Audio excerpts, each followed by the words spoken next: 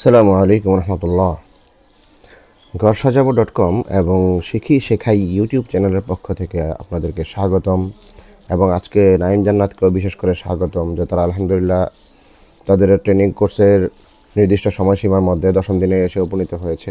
আজকে তাদের শেষ দিন 31শে ডিসেম্বর 2025, এবং আজকেই তাদের এই কোর্সটা শেষ করতে হবে, তাহলে তারা একটা বোনাস পাবে ইনশাল্লাহ।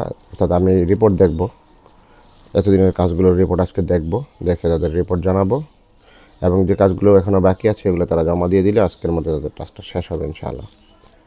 তো ঠিক আছে, আমরা 10ম দিনের কম্পিউটার ফর বিজনেস ট্রেনিং কোর্সে চলে এসেছি। এখন আমরা এখানে ঢুকে যাচ্ছি। তো টাস্কগুলো ধারাবাহিকভাবে দেখে নিই, এবং এই স্কিল, আজকে যে স্কিলগুলো এগুলো শিখলে কী কী বিষয়ে ঘর সাজাবার কর্মীরা শিখবে, এক্সপার্ট হতে পারবে কী কী বিষয়ের উপরে, সেটা আমি একটু আলোচনা করে নিই। আজকের স্কিলগুলো জানলে ঘর সাজাবার মালামালগুলো তারা নিরাপদে হ্যান্ডেল করতে পারবে আর কি। টাকা পয়সার হিসাব তাদের পরিষ্কার থাকবে ইনশাআল্লাহ। অপ্রয়োজনীয় সমস্যা কম হবে এবং তাদেরকে চাপ নিতে হবে না মনোযোগ সহকারে তারা যদি করে। টাস্ক নাম্বার 1 হচ্ছে ডেলিভারি সিচুয়েশন আন্ডারস্ট্যান্ডিং। অর্থাৎ ধরো একদিনে 3টা ডেলিভারি করতে হবে, তাহলে তোমাকে এটা লিখতে হবে যে একটা ডেলিভারি করতে কি কি বিষয় খেয়াল রাখতে হয়।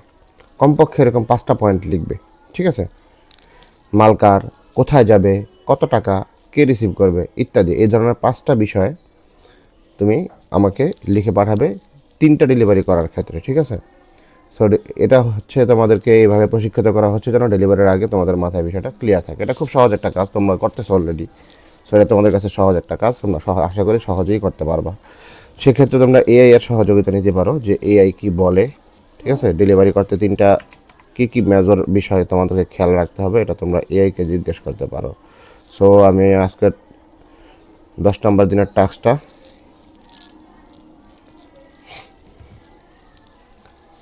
এআইকে ধরে নিয়ে আসতেছি। হ্যাঁ, এআইকে জিজ্ঞেস করতেছি, দেখি এআই কি বলে। আমরা জেমিনিতে চলে যাই।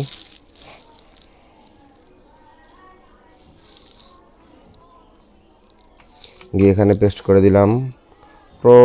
আচ্ছা, প্রোই দিই, দেখি কি বলে। আমাদের কথা ছিল ধরো একদিনে 3টা ডেলিভারি করতে হবে, নিজের বাসায় লিখে পাঠাবে। একটা ডেলিভারি করতে কী কী বিষয় খেয়াল রাখতে হয়, এরকম কমপক্ষে 5টা পয়েন্ট তোমাকে লিখতে হবে।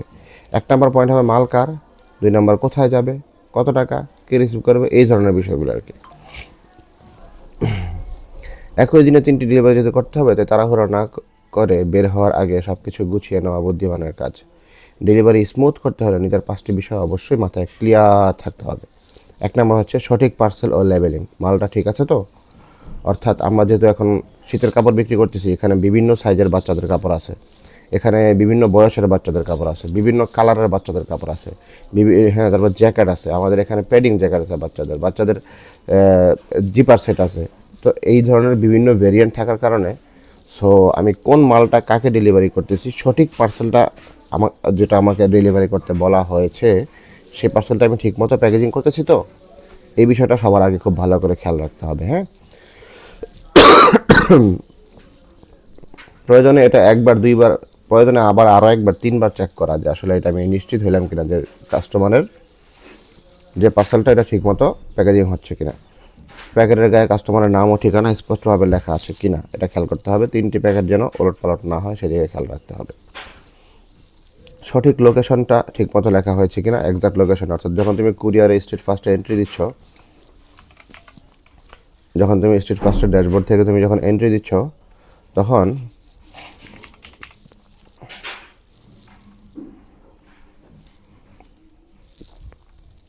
নাইমের অ্যাকাউন্ট করা আছে কিন্তু বলতেছে এখানে নাই। আচ্ছা, যাই হোক, যখন তুমি স্ট্রিট ফার্স্টে এন্ট্রি দিবা তখন অবশ্যই এটা খেয়াল রাখতে হবে যে লোকেশনটা এক্সাক্ট, কাস্টমার যে লোকেশনটা দিয়েছে সেটা ঠিকমতো হয়েছে কিনা। যদি তুমি নিশ্চিত, যতক্ষণ না পর্যন্ত তুমি নিশ্চিত না হবা যে এটাই কাস্টমারের সঠিক লোকেশন দেওয়া হয়েছে, ততক্ষণ পর্যন্ত কাস্টমারের সাথে তোমার কথা বলতে হবে, জেনে নিতে হবে সঠিক লোকেশনটা। চেক, 3টি ডেলিভারি লোকেশন কি কাছাকাছি না দূরে, গুগল ম্যাপের লোকেশনটা দেখে নেওয়া ভালো। তুমি গুগল ম্যাপ ব্যবহার করতে পারো, সেটা আমি দেখাই দিই। তুমি এখানে ম্যাপস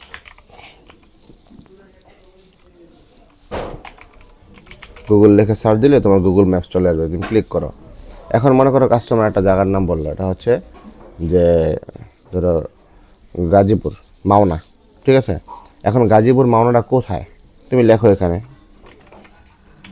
AONA গাজীপুর, ঠিক আছে। এটা হচ্ছে গাজীপুরের মাওনা, ঠিক আছে।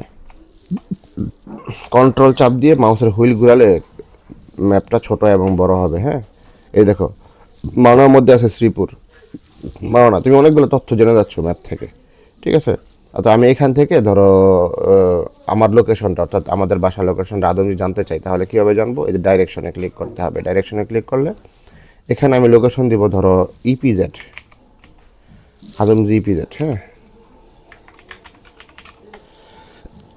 এই যে আসা বসে নারায়ণগঞ্জ। তো তুমি বুঝতে পারবা যে আদমজি ইপিজেড থেকে মাওনা যাওয়ার ওয়েটা কতটুকু এবং দূরত্ব কতটুকু, প্রায় 75-76 কিলোমিটার। একটা আইডিয়া তুমি পাইবা যে এটা আসলে কাস্টমার যে লোকেশন বলতেছে ওই লোকেশন থেকে আমাদের এখানকার ডেলিভারি পয়েন্টের সেন্টারের দূরত্বটা কতটুকু, এটা তুমি জানতে পারবা এখান থেকে। এটা অনেক বেশি একটা ফেসিলিটি। এবং অনেক সময় কাস্টমার এমন এমন এলাকার নাম বা থানার নাম বলবে যেটা তুমি বুঝতে পারবো না। যেমন হ্যাঁ, যে বলবে, আমি এখান থেকে একটা র্যান্ডম একটা নাম নিয়ে নিতেছি, বালারহাট বলবে, ঠিক আছে। তো বালারহাট কোথায় তুমি কীভাবে চিনবা, ঠিক আছে। তো তখন তুমি এখানে সার্চ দিবা যে বালারহাট, লিখলে এতে চলে আসছে বালারহাট, ঠিক আছে। এখান থেকে তো এমন কোনো লোকেশন নাই যে এখানে ম্যাপে নাই, তুমি সার্চ দিলে অবশ্যই পাওয়া যাবা। তারপরেও যদি তুমি ক্লিয়ারলি না হও যে এটা কোন থানার আন্ডারে আছে, বা এমন একটা গ্রামের নাম বললো যে এটা কোন থানার আন্ডারে আছে, সেটাতে ক্লিয়ার না হও, সেক্ষেত্রে তুমি গুগলে সার্চ দিতে পারো, ঠিক আছে। যেমন গতকালকে এক লোক একটা ডেলিভারি করছে, আমি একটু দেখাই এটা প্র্যাকটিক্যালি। আমার স্টেট ফার্স্টে ঢুকি,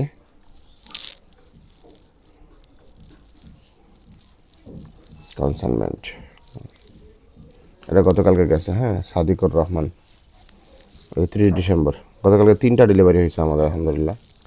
এখানে ঢুকলে দেখতে পাচ্ছি যে এই যে উত্তর কাউনারা ডিসি পার্ক সংলগ্ন। তো সাটুরিয়া মানিকগঞ্জ, এই যে সাটুরিয়া মানিকগঞ্জ এটা কিন্তু আসল ঠিকানা, অর্থাৎ এই জেলা এবং থানা।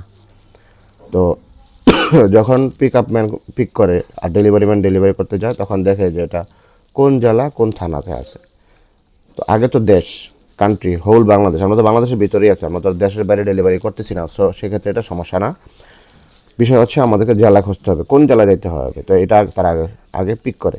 তো যখন দেখে জেলাটা নাই, হ্যাঁ, তখন দেখে কোন থানা আছে, থানা দিয়ে খোঁজার চেষ্টা করে। তখন দেখে থানাও নাই, তো সে ডেলিভারি করবে কীভাবে? থানা জেলা না থাকলে তার ডেলিভারি সম্ভব না। তখন অন্ততপক্ষে থানা জেলাটা উল্লেখ থাকতে হবে। সো জেলাটা যখন দেখে পায় মানিকগঞ্জ, তখন সে মানিকগঞ্জের ভিতরে এই সাটুরিয়া খুঁজবে। আর যদি তাও না পাও তুমি, বা সে সাটুরিয়া মানিকগঞ্জ এগুলো কিছুই বলে নাই, অনেকে এরকম ধারণা করে যে আমার, যেমন আদমজি, এটা বিখ্যাত জায়গা, আদমজি ইপিজেড, আদমজি শামীম ওসমানের এলাকা, ঠিক আছে, সবাই চিনে। তো এরকম সবাই শুধু বলে দেয় আদমজি, ঠিক আছে। আমার ঠিকানা কই আদমজি, ঠিকানা কই কদমতলি, ঠিক আছে। কদমতলি কিন্তু সিলেটে কদমতলি আছে, ঢাকাতে কদমতলি আছে, নারায়ণগঞ্জে কদমতলি আছে। তো এটা মানে কিছুটা এক্সপিরিয়েন্স যখন হবে তখন তোমাদের এটা বুঝতে সুবিধা হবে যে কদমতলি বলতেছে সেই লোকটা কি সিলেটি ভাষায় বলতেছে কিনা। সিলেটি ভাষা যখন বলে হ্যাঁ আমি সিলেটি ভাষার একটা টোন আছে, ওই টোনটা শুনলে তুমি বুঝতে পারবে যে সিলেটের কদমতলি। তাকে তারপর জিজ্ঞেস করতে হবে যে ভাই সিলেটের কদমতলি কিনা, ঠিক আছে। তখন তুমি সিলেট কদমতলি থানা বের করে ফেলবা, ঠিক আছে। এখানে লিখবা কদমতলি সিলেট, এই যে কদমতলি সিলেট চলে আসছে, ঠিক আছে। এখন সিলেট কদমতলি কোন থানা,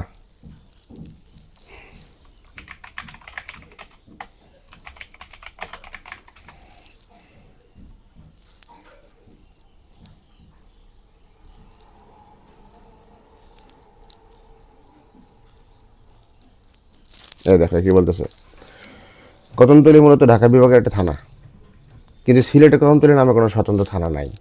তো অনেকে কদমতলি থাকে, আমার এরকম অভিজ্ঞতা হয়েছে, সে বলছে শুধু কদমতলি। এখন আমি কদমতলি কোন থানা বের করবো কীভাবে? তখন আমি যদি কদমতলি সিলেট থানা লিখে সার্চ দিই গুগলে, সে দিয়ে দিবে যে এটা কোতোয়ালি মডেল থানা, এটা হচ্ছে ঢাকার জন্য বা দক্ষিণ সুরমা থানার আওতাধীন একটি এলাকা হতে পারে। কারণ সিলেট মেট্রোপলিটন পল্টন পুলিশের আওতায় কোতোয়ালি, দক্ষিণ সুরমা, বিমানবন্দর, জালালাবাদ, শাহপুরান থানার মতো থানাগুলো রয়েছে। তখন তুমি তাকে ফোন করে জিজ্ঞেস করবা যে আপনার থানা কি কোনটা, কোতোয়ালি, দক্ষিণ সুরমা, বিমানবন্দর না জালালাবাদ কোনটা, ঠিক আছে?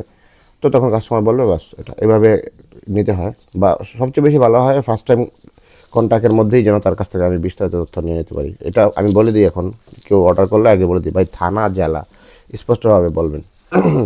জেলা এবং থানা এটা স্পষ্টভাবে বলেন। তো যখন সে থানা জেলা বলে আর কোনো সমস্যা হয় না, মাল সঠিক জায়গায় পৌঁছায় যায়। আচ্ছা যাই হোক, তারপর পেমেন্ট বা টাকার হিসাব, কত টাকা নিতে হবে, ঠিক আছে? কাস্টমারের সামনে গিয়ে টাকার হিসাব নিয়ে কনফিউশন তৈরি হয়, এটা খুব খারাপ। তো প্রোডাক্টের দাম কত, ডেলিভারি চার্জ কি যুক্ত আছে কি না আলাদা দিতে হবে, এই বিষয়টা আগে ক্লিয়ার হতে হবে, ঠিক আছে? ক্যাশ অন ডেলিভারি হলে কিছু খুচরা টাকার নোট সাথে রাখা ভালো। এটা হচ্ছে মূলত তোমার এলাকার ডেলিভারি ক্ষেত্রে, অর্থাৎ আমরা তো মূলত হোম ডেলিভারি করবো, কুরিয়ার, তো এটা আমাদের জন্য কোনো সমস্যা না, ঠিক আছে? আর রিসিভার বা কন্ট্যাক্ট পারসন, কে রিসিভ করবে, ঠিক আছে? গিয়ে দেখলেন ফোন বন্ধ বা কাস্টমার নেই, ঠিক আছে? কাস্টমারের মোবাইল নাম্বারটি সঠিক কিনা বের হওয়ার আগে বা কাছাকাছি গিয়ে একবার কল দিয়ে কনফার্ম হয় নেওয়া যে তিনি তার প্রতিনিধি উপস্থিত আছে। এটা কুরিয়ারের মাথা ব্যথা, আমাদের মাথা ব্যথা না। তারপরে তুমি এই পয়েন্টটা লিখবা, ঠিক আছে? কারণ এলাকাতে তো তোমাদের ডেলিভারি করতে হবে, যদি এলাকার মধ্যে ডেলিভারি হয়। রুটিং বা সিরিয়াল ঠিক করা, কোনটা আগে কোনটা পরে, ঠিক আছে? যেহেতু 3টা ডেলিভারি, তাই রাস্তার জ্যাম আর দূরত্ব বুঝে প্ল্যান করতে হবে। এই যে এটা হচ্ছে আসল খেলা ডেলিভারি ম্যানের, ঠিক আছে? এই জন্য ডেলিভারি ম্যানরা অনেক প্যারা খায় এবং এটা নিয়ে তারা অনেক টেনশনে থাকে, মাথা গরম থাকে। কোথাও ডেলিভারি করতে না পারলে এটা পরের দিনে আবার আসতে হবে, তো এটা নিয়ে তাদের প্যারা খাইতে হয় অনেক বেশি। তো কোন ডেলিভারিটা আগে দিলে সময়টা বাঁচবে, কাছেরটা আগে দিয়ে দূরেরটা যাবেন নাকি দূরেরটা শেষ করে ফেরার পথে বাকিগুলো দেবেন, এই ছকটা আগেই মাথায় তোমার কষে নিতে হবে। যদি এমন হয় যে আমি সকালে রওনা হয়ে গেছি, সকালে হয়তো জ্যাম নাই, কিন্তু আস্তে আস্তে সন্ধ্যা হয়ে যাবে, তো সন্ধ্যার সময় জ্যাম থাকবে, তাহলে এখন আমি কী করব, দিতে দিতে যাবো না মাল নিয়ে আসার সময় দিতে দিতে আসবো, কোনটা করব? এটা আগে থেকে প্ল্যান করতে হবে। তো 3টি ডেলিভারির জন্য আপনার নোট বের হওয়ার আগে ছোট কাগজে বা মোবাইলে এভাবে নোট নেওয়া যেতে পারে যে 1 নাম্বার কাস্টমারের নাম রহিম সাহেব উত্তরা, টাকা এত নিতে হবে 2500, স্ট্যাটাস হচ্ছে প্যাকেট রেডি, ঠিক আছে? সুমিয়াপু মিরপুর 1200 টাকা, প্যাকেট রেডি। আরমান ভাই ধানমন্ডি, পেমেন্ট করা পেইড, প্যাকেট রেডি, ঠিক আছে? তো আপনার কি 3টি ডেলিভারির জন্য রোড প্ল্যান আছে? যাই এর দরকার নেই, আপাতত আমাদের 1 নাম্বার কাজ শেষ। আমরা এবার 2 নাম্বার টাস্কে চলে আসি। ক্যাশ হ্যান্ডলিং প্র্যাকটিস, এটা হচ্ছে খুবই ইম্পর্ট্যান্ট। ধরো মাল কেনার টাকা, রিক্সা ভাড়া, কুরিয়ার চার্জ, ঠিক আছে? এটা নিজের বাসা লিখে পাঠাবে, টাকা নেওয়ার সময় কীভাবে হিসাব রাখবে, খরচ করার পর কীভাবে মিলাবে, এবং শেষে কাকে রিপোর্ট দিবে, টাকা পয়সা যেন ভুল না হয়, এটা হচ্ছে আমাদের মেন উদ্দেশ্য। সো এটাও আমরা এআইকে প্রশ্ন করবো। হ্যাঁ, দেখি এআই কী বলে। এটা কপি করলাম, কপি করে তোমরাও ঠিক একইভাবে এআইকে প্রশ্ন করবা, ঠিক আছে? জেমিনিতে আসতে পারো অথবা চ্যাটজিপিটিতেও করতে পারো, করে দেখবা এআই কী বলে, সে অনুযায়ী তোমরা রিসার্চ করবা। তোমাদের এআই রিসার্চটাও শেখা হয়ে যাবে, ঠিক আছে? দিয়ে আমি এন্টার দিলাম, এখন কি বলতেছে সে চিন্তা করতেছে। তো চিন্তা করতে করতে আমরা দেখি আমরা কোন বিষয়ে জানতে চাচ্ছি এর কাছ থেকে। ক্যাশ হ্যান্ডলিং প্র্যাকটিসটা কীভাবে করা যায়, ঠিক আছে? টাকা নেওয়ার হিসাব, খরচ করার পরে কীভাবে মিলাবে, কাকে রিপোর্ট দিবে, এবং টাকা পয়সায় যেন ভুল না হয় জন্য কী করতে হবে। টাকা পয়সা হিসাব স্বচ্ছ রাখা ব্যবসার মূল ভিত্তি। পকেটের টাকা আর ব্যবসার টাকা যেন মিলে না যায়, সেজন্য নিজের 3টি ধাপ কড়াকড়িভাবে মেনে চলতে হবে। টাকা নেওয়ার সময় টাকা বুঝে নেওয়া, হাতে পাওয়ার মুহূর্তটাই সবচেয়ে ইম্পর্ট্যান্ট। টাকা হাতে পাওয়ার মুহূর্তটা গুনে নিতে হবে। যার কাছ থেকে টাকা নেন, মালিক বা ক্যাশিয়ার, তার সামনে টাকাটা গুনতে হবে, ঠিক আছে? অনেকে মনে করে যে মালিকের সামনে, মালিক টাকা দিচ্ছে আমি টাকা নিয়ে রাইখা দিলাম, ঠিক আছে? ভদ্রতা দেখাইতেছে, আসলে ভদ্রতা না, টাকা নিয়ে সামনে সামনে গুনে ফেলার সাথে সাথে এটাই ভদ্রতা, ঠিক আছে? টাকা পয়সার লেনদেন করতে গিয়ে আমার এমন হয়েছে, খুবই কাছের পরিচিত একজন মানুষ, একটা অভিজ্ঞতা শেয়ার করতেছি। এত কাছের পরিচিত একজন মানুষ, উনি আমাকে বলছে ভাই ব্যাংক থেকে আমার 1 লাখ টাকা উঠাইতে হবে। আমি বললাম ঠিক আছে, সমস্যা নেই। আমরা ব্যাংকে উনি 1 লাখ টাকা পাঠাই দিচ্ছে, 1,30,000 টাকা পাঠাই দিচ্ছে কিছুদিন আগে, 1,30,000 টাকা পাঠাই দিচ্ছে। আমি ব্যাংকে গেলাম, গিয়ে আমার কার্ড দিয়ে 20,000 করে 5 বার 1 লাখ টাকা উঠাইলাম, আর বাকি 30,000 টাকা আলাদা করে উঠাইলাম। তো যতবার আমি 20,000 করে টাকা উঠাইছি, ওই 20,000 আমি গুনে গুনে 20,000 করে 5 বারে প্রত্যেকটা 20,000 আমি গুনছি আলাদা করে, এবং ওটা আলাদা করে পকেটে রাখছি। 1 লাখ টাকার বান্ডেল হয়েছে। এটা আমি আবার আমার এখানে এসে এই রুমে, ঠিক এখানে যেখান থেকে আমি ভিডিওটা রেকর্ড করতেছি, এখানে এসে আমি আবার বসে এই 5টা বান্ডেল 20,000 টাকার করে 5টা বান্ডেল 1 লাখ টাকার বান্ডেল বানাইয়া এটাকে আমি আবার গুনছি 100টা পুরো পারফেক্ট 100% নিশ্চিত দিছি। 30টা নোট আলাদা করছি, আলাদা করে ওটা সহকারে আবার একটা বান্ডেল করছি। 1,30,000 টাকার বান্ডেল হলো নি। এই 1,30,000 টাকার বান্ডেলটা উনি আসছে সন্ধ্যার সময় আমার কাছে, আমি এটা ওনাকে দিলাম, ঠিক আছে। উনি এটা হাতে পেয়ে আমি বললাম যে টাকাটা অবশ্যই গুনে নেন। না, উনি ওভার কনফিডেন্ট আমার উপরে, কোনো সমস্যা নেই ভাই, ঠিক আছে। তারপরে উনি 30,000 টাকা গনছে, বাকি 1 লাখ টাকার গনছে না, গনে নাই, উনি নিয়ে গেছে। 2 দিন পরে আমাকে ফোন করে বলতেছে যে ভাই আমার 1 লাখ টাকা থেকে 4টা নোট কম, 4,000 টাকা কম। তাই আমি বললাম আমি তো এটা কিছু বলতে পারবো না, আমি তো আপনাকে বলছি, আমি তো টাকা দিয়েছি আপনাকে টাকাটা গনে নেওয়ার জন্য, আপনাকে বললাম গনে নেন, আপনি কেন গনে নিলেন না, ঠিক আছে। তো উনি এখন আমতা করতেছে। আমি তখন বললাম যে আমি 20,000 টাকা করে 5 বার টাকা উঠাইছি, তাহলে কত হইলো? 100টা নোট হইলো কি না? হ্যাঁ, 1 লক্ষ টাকা। এই 1 লক্ষ টাকার বান্ডেলটা আমি সাথে আমি 30,000 টাকা আলাদা উঠাইছি, ওটা আমি আপনাকে দিয়ে দিছি পুরোপুরি। এরপর আমি আর কিছু বলতে পারি না, ঠিক আছে। তো আমি এটা বলার পর উনি চুপ। এখন আর উনি আমার সাথে এখন ওই হাসি মুখে আর সেই কথা এখন আর বলে না বা আসে না। তো সমস্যাটা কোথায়? সম্পর্কটা নষ্ট হয়ে যায় টাকার পয়সার হিসাবের মধ্যে এসে আসলে।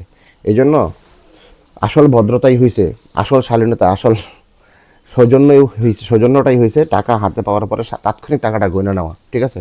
এটাই সৌন্দর্য, ঠিক আছে, এটাই ভদ্রতা।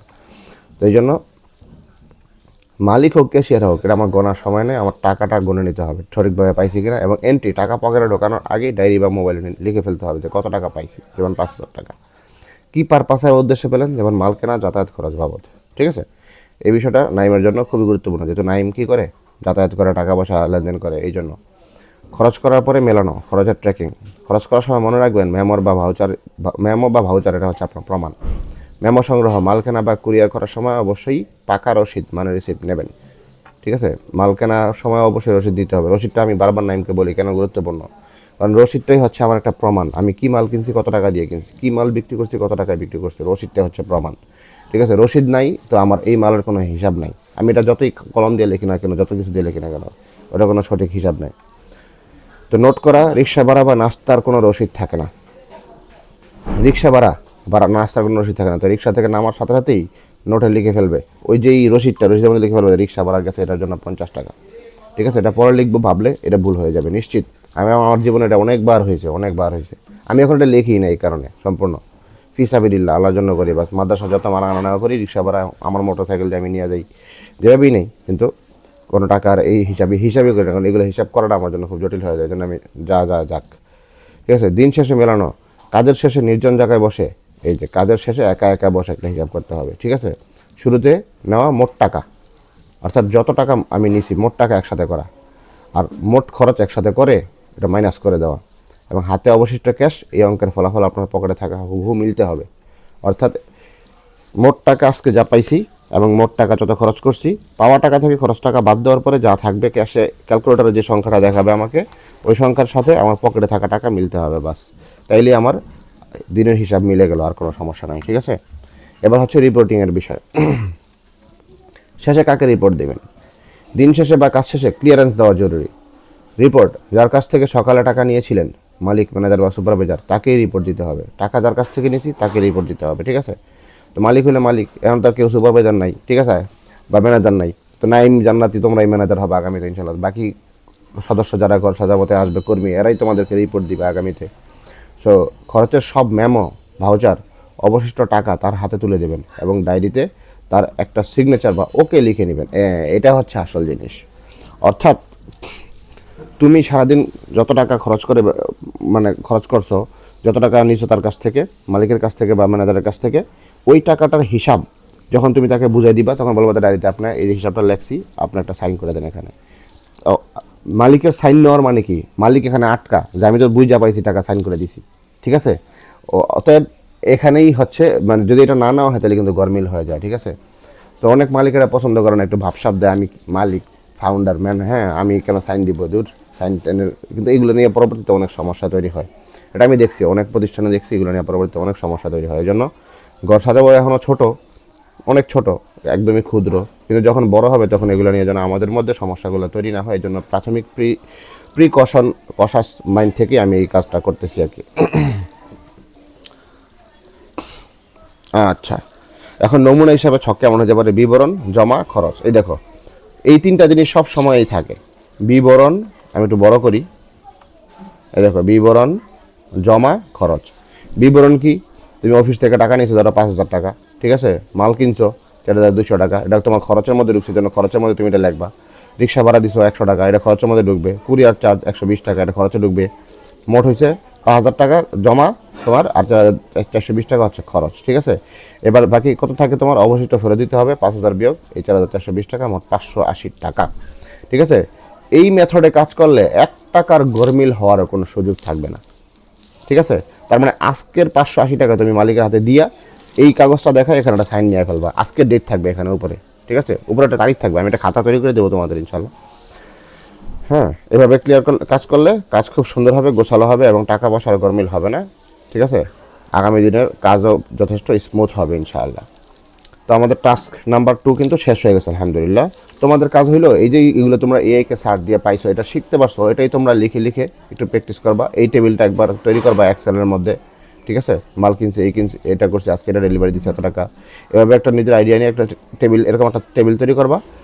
হ্যাঁ, জমা টাকা কত, খরচ কত, এটা নিজেরা লিখবা, কত টাকা কাজের লেখা, অবশিষ্ট ফেরত দিতে হবে, এটা লিখবা, লেখা, বাস এটার স্ক্রিনশট নিয়ে আমাকে গ্রুপে পাঠিয়ে দিবা। এটা তোমাদের আজকে 10 নম্বর দিনের টাস্ক, ঠিক আছে। এটাই।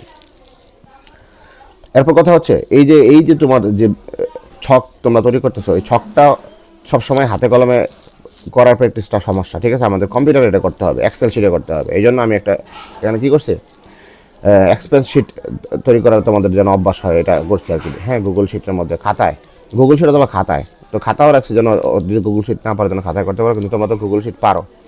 তো গুগল শিট এটা করবা, একটা ডেলিভারি খরচের তালিকা বানাবা, ঠিক আছে। কীভাবে? যেমন প্রথমে দিবা ডেট, অর্থাৎ কোন ডেটে ডেলিভারিটা হয়েছে, ঠিক আছে। ডেলিভারি টাইপ, কী ধরনের এটা ডেলিভারি, ঠিক আছে, হোম ডেলিভারি না তোমার হ্যান্ড ওভার ডেলিভারি, ঠিক আছে।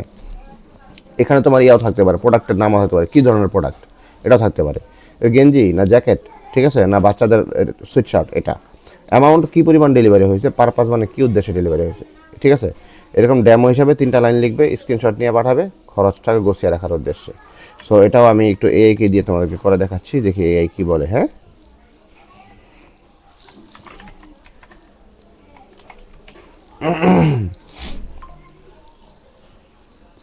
গুগল শিটে করার অভ্যাস করবা এখন থেকে, যেন তোমাদের গুগল শিটটা প্র্যাকটিস হয়ে যায়, কারণ এটাই তোমাদের সামনে লাগবে। কারণ গুগল শিটটা হলে সবচেয়ে বেশি সুবিধা কি, তোমাদের যোগ বিয়োগ কষ্ট করে বারবার ক্যালকুলেটারে যোগ বিয়োগ করতে হবে না, এটা এক্সেল ফাইলই তোমাকে যোগ করে দিয়ে দেখাই দিবে টোটাল। এটা তোমাদের জন্য খুব সহজ হবে, ঠিক আছে। আগামী দিনের কাজ যথেষ্ট স্মুথ হবে এবং খুব অল্প সময় তোমরা অনেক বড় বড় কাজ করে ফেলতে পারবা। যে কাজ তোমাদের খাতায় করতে, হাতে কলমে ক্যালকুলেটারে যোগ বিয়োগ করতে করতে দেখা গেছে 2-3 ঘন্টা সময় চলে যাবে, সেটা তোমরা 5-10 মিনিটে করে ফেলতে পারবা। তো যেহেতু আমি সরাসরি ছবি বা স্ক্রিনশট পাঠাতে পারি না, তাই আমি গুগল শিট বা খাতার পাতার মতো একটা ছক বানিয়ে দিচ্ছি। সেই ছক বানিয়ে দিতেছে প্র্যাকটিস করার জন্য, ঠিক আছে। ডেট দিছে, ডেলিভারি টাইপ হচ্ছে transport, courier charge, packaging cost, ঠিক আছে।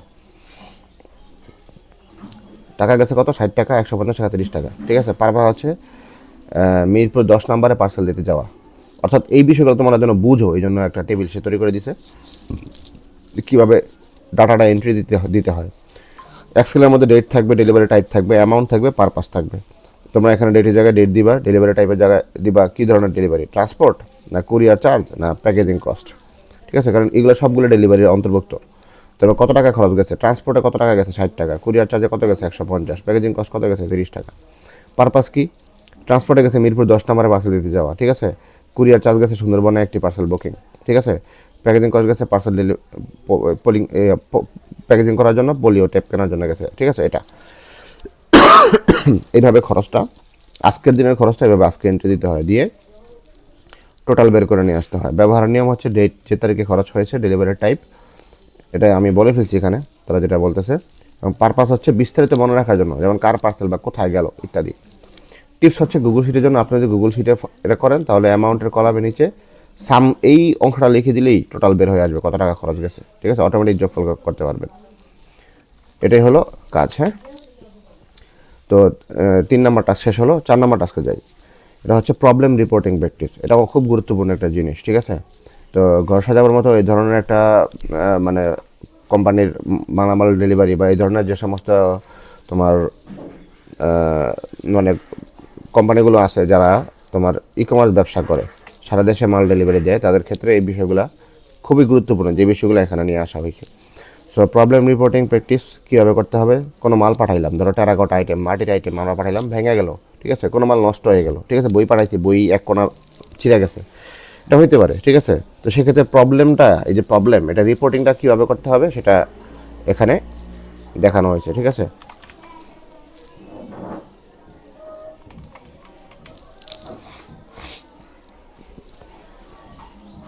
তো কি কি প্রবলেম হইতে পারে? ধরো মাল পাঠাতে দেরি হয়েছে, কাস্টমার অভিযোগ জানাইছে মাল এখনো হাতে পাই নাই, অথবা মাল ভেঙে গেছে, ঠিক আছে, বা টাকা বেশি, কাস্টমার বলতেছে এত টাকা কেন, সেই ইত্যাদি, এগুলো হচ্ছে প্রবলেম, ঠিক আছে। এখন তোমরা একটা শর্ট রিপোর্ট মেসেজ লিখবা, যে কি সমস্যা হয়েছে, এটা একটা রিপোর্ট লিখবা, কখন হয়েছে, এবং এক্ষেত্রে তোমরা কি সমাধান দিছো, ঠিক আছে, এটা কি করা হয়েছে, এটা রিপোর্ট লিখে পাঠাবে। উদ্দেশ্য সমস্যা লুকানো না, সমস্যা আসলে জানাতে হবে, এটা শিখা। কারণ সমস্যা যদি তুমি লুকাও, আজকে যদি একটা সমস্যা হয়েছে যদি লুকাও, পরবর্তীতে দেখা যাবে যে ওই সমস্যাটা অন্য আরেকটা বড় সমস্যা তৈরি করে ফেলছে কাস্টমারের সাথে, তখন তো তোমাকে ঠিকই জানাইতে হবে।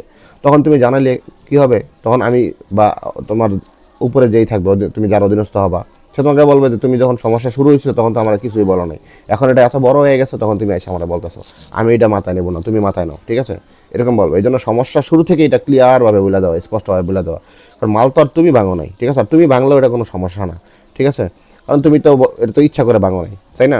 তো এই জন্য এই বিষয়টা মাথায় সেট করতে হবে যে যে কোনো সমস্যা ছোটো থাকতেই এটাকে যেন দূর করে ফেলা হয়, অর্থাৎ এটা যেন ধরে রাখা না হয়। তো সমস্যা হলে ভয় না পেয়ে দ্রুত এবং সত্য তথ্য জানানো হচ্ছে একজন স্মার্ট কর্মীর লক্ষণ।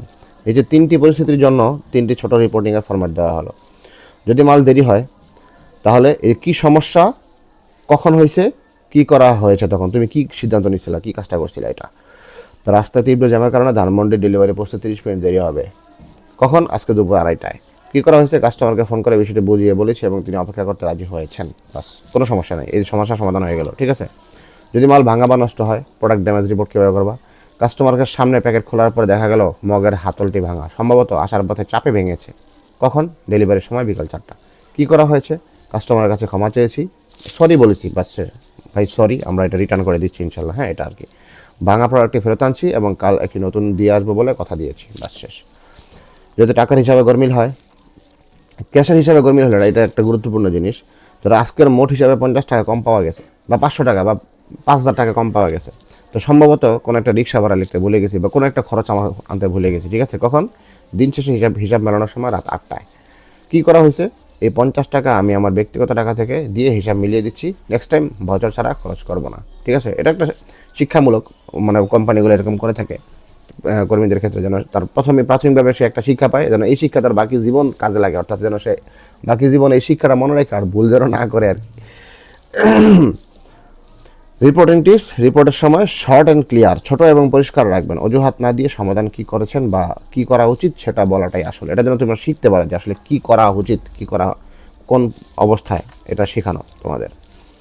তারপরে আছে টাস্ক নাম্বার হচ্ছে 5, রেসপন্সিবিলিটি বাউন্ডারি, মোস্ট ইম্পর্ট্যান্ট লেখা আছে। নিজের ভাষায় লিখে পাঠাবে কখন নিজের সিদ্ধান্তটা তুমি নিবা।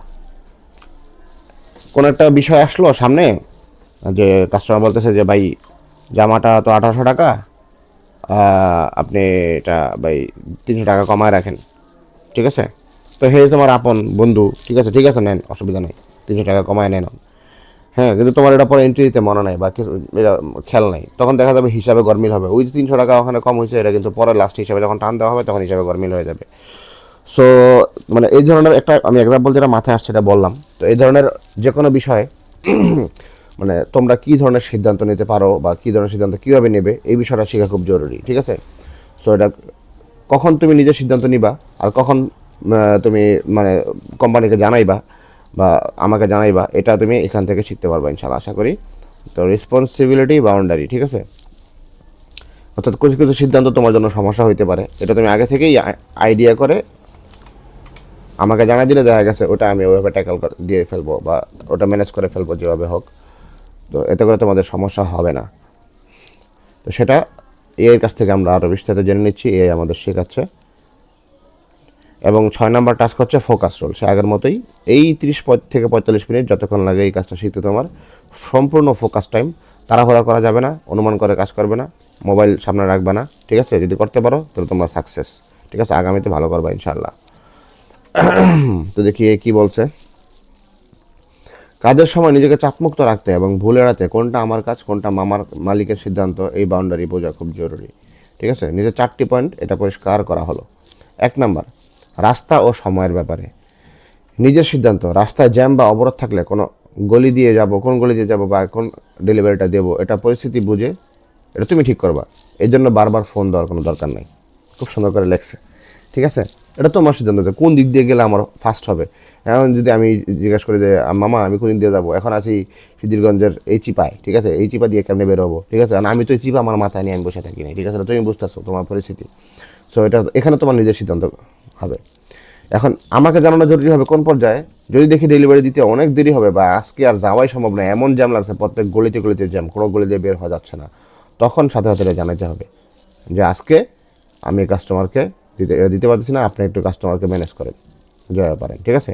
এটা যদি তুমি বলো তাহলে আমি কাস্টমারকে ফোন দিয়ে জানাই দিতে পারবো যে আজকে জ্যামের কারণে ডেলিভারি দেওয়া সম্ভব হচ্ছে না, ঠিক আছে? কিন্তু বিষয়টা জানাইতে হবে, এই যে এখানে এটা জানানো জরুরি, এটা তোমাদেরকে বুঝতে হবে, ঠিক আছে? এটা অবশ্যই জানতে হবে যে কোন পজিশনে আইসা এটা জানানোটা জরুরি, এটা বুঝতে হবে।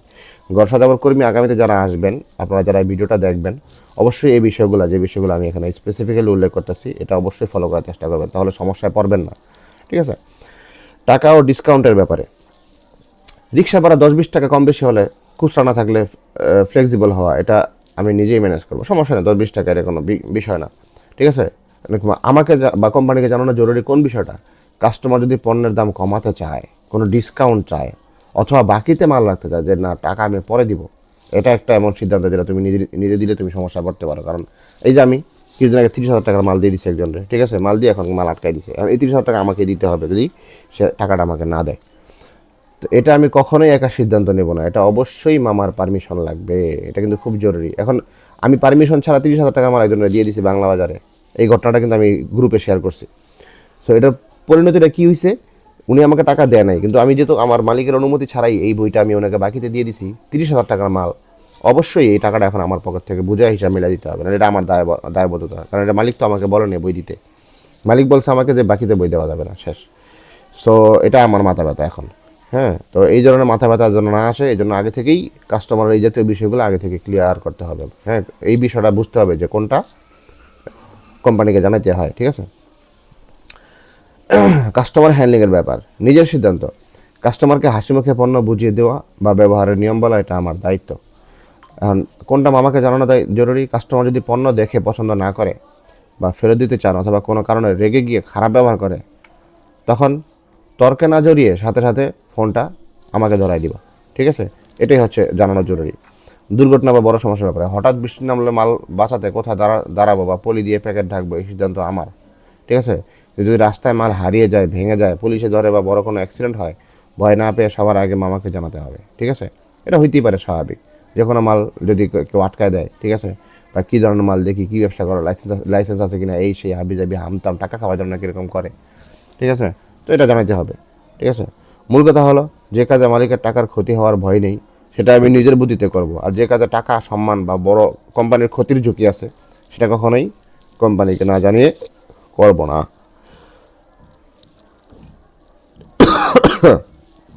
যাই হোক, আজকে 10 নম্বর টাস্কে তোমরা যা যা শিখছো, এটা হচ্ছে ডেলিভারির আগে চিন্তা করতে শিখছো, টাকা পয়সা গুছিয়ে রাখতে শিখছো, খরচ লিখে রাখা শিখছো, সমস্যার রিপোর্ট জানাতে এটা শিখছো, দায়িত্ব আর চাপ আলাদা করতে, এগুলো তোমরা শিখে গেছো, আলহামদুলিল্লাহ। যাই হোক, এই 10 দিন শুধু কাজ শেখো নাই, তোমরা দায়িত্ব বুঝছো। আজকে এই শেষ দিন, কিন্তু শেষ না, আমাদের সামনে ইনশাআল্লাহ জানুয়ারিতে বিশাল একটা প্রজেক্ট আসতেছে, নোভিস্টো নিনজা প্রজেক্ট। এই প্রজেক্টে আমরা কী কী শিখবো সংক্ষেপে একটু দেখে নিই ইনশাআল্লাহ। আমাদের ম্যানুয়াল রেডি হয়ে গেছে, নোভিস্টো নিনজা ইন 30 days, টার্গেট জানুয়ারি 2026। এখানে আমি বিশাল একটা প্রজেক্ট নিয়ে আসছি তোমাদের জন্য, আলহামদুলিল্লাহ তোমরা যথেষ্ট যোগ্যতার প্রমাণ দিছো যে সময়ের মধ্যে কাজগুলো শিখে।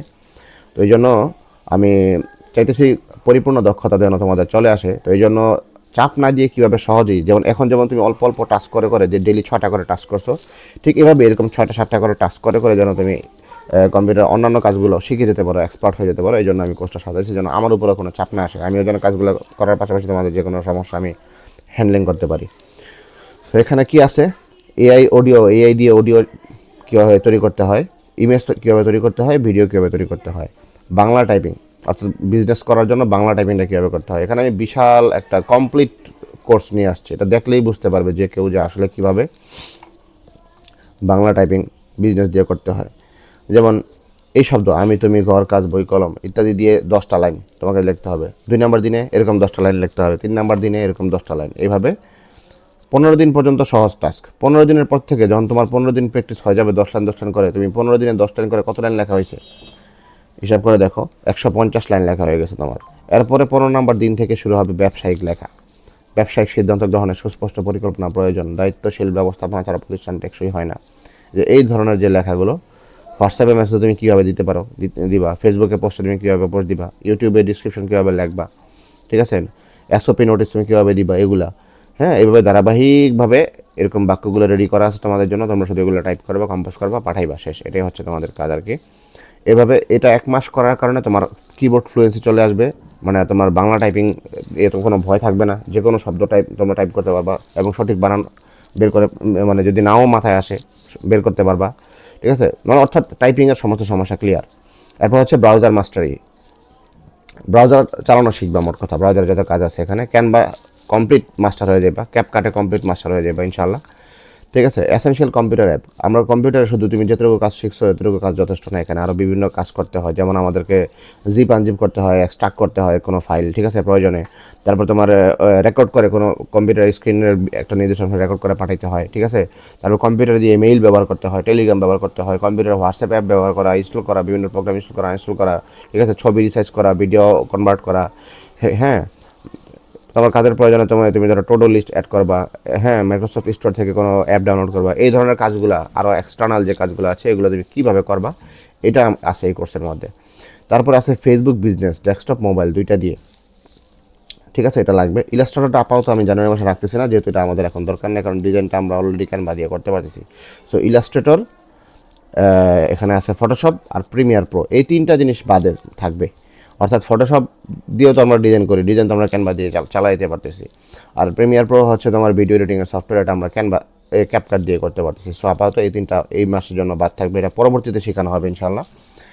ইনস্টাগ্রাম শিখতে হবে, কারণ বিজনেস তো আমরা শুধু ফেসবুকই করবো এমন না, টিকটকে করতে হবে, ইনস্টাগ্রামে করতে হবে, ঠিক আছে, যত মাধ্যম আছে সমস্ত মাধ্যমে করতে হবে। সো আমাদেরকে ইন্টারফেসটা চিনতে হবে, মানে যেমন আমি জেমিনিতে ঢুকলে এটার চেহারাটা কেমন, চেহারাটা চিনতে হবে, যে আমি যেন এই চেহারা দেখেই বলতে পারি এটা জেমিনি। কীভাবে চিনবো? এখানে গুগল অ্যাকাউন্ট আছে, এখানে প্রো লেখা আছে, ঠিক আছে, তারপরে এখানে এই যে জেমিনি লেখা আছে ছোট্ট করে, এবং এখানে কিছু চ্যাট আছে, যে চ্যাটগুলো আমি এখানে দেখতেছি। আমি এখানে প্রশ্ন করতে পারি, বিভিন্ন টুল ব্যবহার করতে পারি। তারপরে এটা কোথায় আছে, এর মানে হচ্ছে এটা জেমিনির মধ্যে আছে, ঠিক আছে। এই যে ইন্টারফেসটা, জেমিনির যে চেহারাটা, ফেসটা, এটা আমাকে চিনে রাখতে হবে। ঠিক আছে, কীভাবে আমি ফেসবুকে ব্যবসা করবো, ফেসবুকের ইন্টারফেস যদি আমি না চিনি, ফেসবুকের ইন্টারফেস যদি আমি বুঝতে না পারি, তাহলে আমি বুঝবো কীভাবে যে আমি ফেসবুকে আছি, না আমি টিকটকে আছি, না আমি ইনস্টাগ্রামে আছি। সো আমাকে এটা খুবই জরুরি একটা বিষয়। তো এই জন্য ইনস্টাগ্রাম এর ইন্টারফেস, টিকটকের ইন্টারফেস, ইউটিউবের ইন্টারফেস, ইউটিউব বিজনেস, তোমার ইউটিউবের যে কী বলে, ইউটিউবের যে স্টুডিও, এই স্টুডিওর ইন্টারফেস তোমাকে চিনতে হবে। তাহলে তুমি ভিডিও আপলোড করতে পারবা, ভিডিও এডিট করতে পারবা, ঠিক আছে। হ্যাঁ, ক্যাপকাটের ইন্টারফেস এগুলো তোমার জানা থাকতে হবে, তাহলে তুমি ভিডিও সহজে এডিট করতে পারবা।